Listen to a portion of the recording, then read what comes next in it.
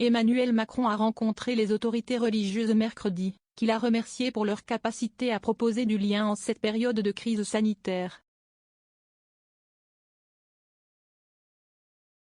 Le chef de l'État a prononcé une allocution devant les représentants des cultes, catholiques, protestants, orthodoxes, juifs, musulmans, bouddhistes, réunis à l'Élysée.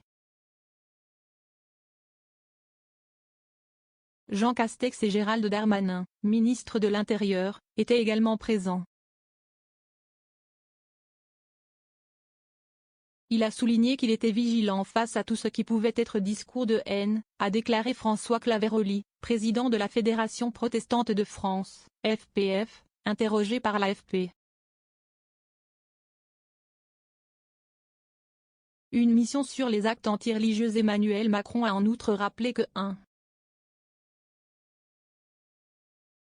400 actes anti-religieux, injures, vandalisme, profanation, avaient été recensés en France depuis janvier 2021, en baisse de 17% par rapport à l'année précédente, a-t-il ajouté.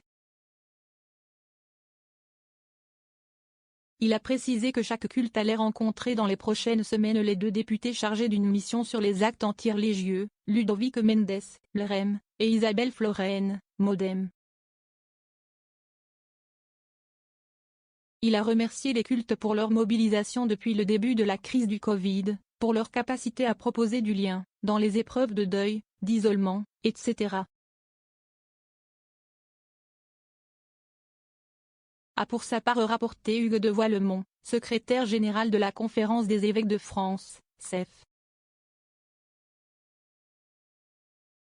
Création d'un forum de l'islam de France. Selon lui, il a également remercié l'Église catholique de France pour avoir commandé le rapport de la CIAZ, commission indépendante sur les abus sexuels dans l'Église depuis les années 1950, et pour les décisions prises par les évêques en faveur des victimes. Emmanuel Macron a par ailleurs confirmé la création d'un Forum de l'Islam de France, FORIF, une forme de représentation de l'islam basée sur les acteurs départementaux et non plus à partir de la tutelle des fédérations de mosquées affiliées à des pays, Maroc, Turquie, Algérie. Il s'agit de faire évoluer les actuelles instances. Cette réforme passe par une refonte du CFCM Conseil français du culte musulman, a déclaré Mohamed Moussaoui, président de cette instance qui était jusqu'à il y a peu l'interlocuteur historique des pouvoirs publics.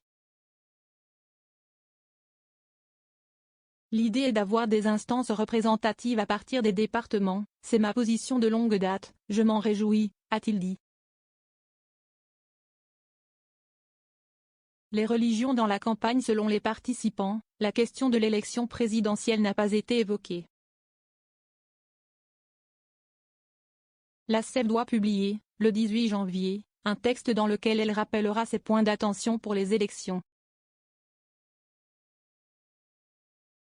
La FPF publiera de son côté le 1er février une adresse aux candidats avec 10 questions importantes à ses yeux, accueil des réfugiés, éducation, pauvreté, racisme, laïcité.